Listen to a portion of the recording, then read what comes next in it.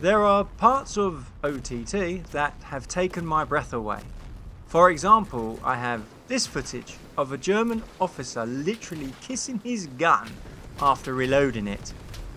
Something we all wish we could do. That's an amazing piece of detail, and it takes this game to a whole new level. But there are things I think could have changed.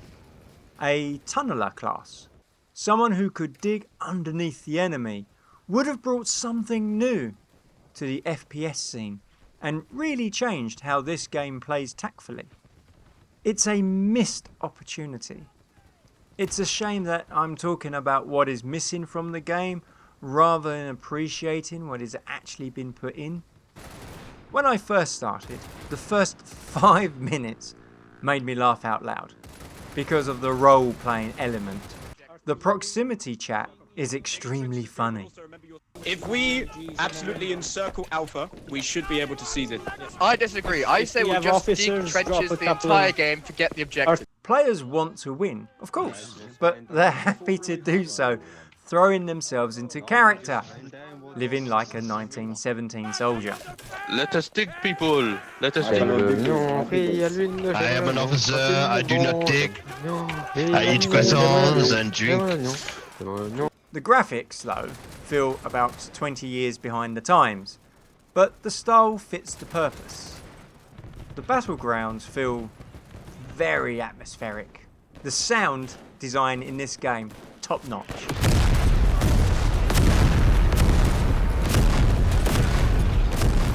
Each map, there's 12 of them, has 4 seasons and a nighttime daytime mode. One of the problems that I have with the game is while you're hunkering down in a trench, it's difficult to know which way to head into battle. Obviously the trenches aren't straight lines, they are zigzag. So if you want to go from A to B, it's not a straight line. And you can't look over the top because you'll be shot. The better flowing maps are the ones that have basically one objective to play, you play there, and then you move on to the next objective, hopefully in a straight line. So it flows one side of the map to the other, not across, not round, not back to front. You push in one direction and the other team is pushing against you. Those are the better maps. When you play, you find them. You know which ones play really well. There's no other modes. There is just advance and secure. There's no team deathmatch, king of the hill, or no rush mode. They could add that, I guess. It's not that sort of game. The gunplay isn't strong. Kills feel extremely random. It might be because of the realistic ballistics. Where on the other hand, storming an objective is satisfying, especially if an officer calls in a charge. Keep pushing, we must take the objective. Everybody out of the trench, over the top, boys. Follow the name of the game, over the top with me. This way, boys. And that's another problem with the game. The classes, apart from the officer, don't make any difference to the outcome of a match. Tanks take damage from all weapons, so engineers aren't needed. And repairing is always a suicide mission. No one does it. Players building barricades and barbed wire is mostly pointless, and you probably die while you're doing it as well. There are 7 classes. 3 of them are unnecessary. You don't need an engineer, you don't need armor, you don't need sniper class. All these could be separate options, part of the perks. Classes feel like access to other weapons rather than meaningful roles on the battlefield. In a battlefield game, if a tank appeared, you would need an engineer to take that out.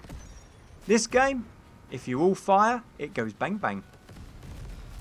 And the weapons are very limited. There's 3 main guns per class, and some of them are even shared.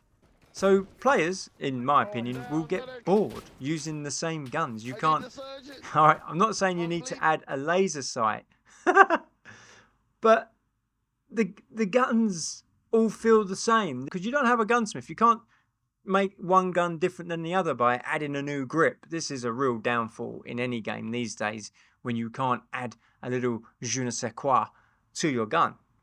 And perks don't really matter either. You die so quickly in this game, and you can unlock everything within about a week's worth of play.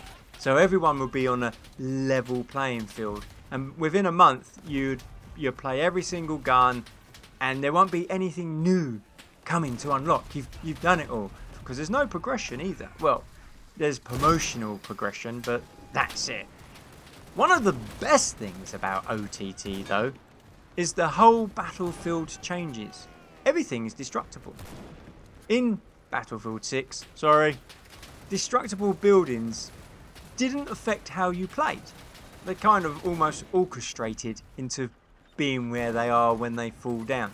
But in OTT, if a heavy gunner camps on a second floor of a house, you can flatten that house, completely remove it from the game. You have to adjust your plans if you want to win, and that's what makes this game brilliant. Most of the destruction comes from random artillery, so it's chaotic rather than tactical, but it creates incredible moments on the battlefield. There's always something new in the battle, and that's why the matches don't feel the same. But hiding in a trench for 10 minutes, only to die instantly when you pop your head out, is very frustrating. It's realistic, but it crosses a fine line between having fun and role-playing. OTT isn't a Battlefield-style action shooter. You want to play like Rambo? You're going to die. If you want fast-paced action, this isn't for you. But if you embrace the chaos and enjoy roleplay, it's incredible. It's the players who make the game shine. In groups with proximity chat, it's a real riot. Yes, we need more fanboy manpower. We need more fanboy manpower, please, on the front line now. So, concluding, Over the Top is chaotic, funny, occasionally breathtaking. That's where OTT succeeds. The chaos and teamwork emerge organically. And it's what makes it unforgettable. I just blew everyone up again.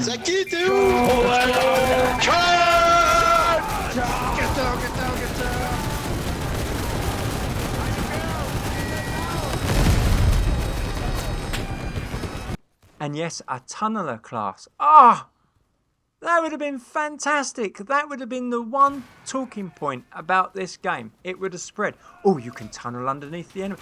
What other games do you know where you can, apart from Minecraft, that you can tunnel underneath the opposition and then attack from behind or go directly into their trench? So once you chaps have started playing, pop back and leave your opinions in the comments below. I'd be interested. I do read them all. I'd be interested to hear to what you chaps think. Ta-ta for now. Ta-ta for now.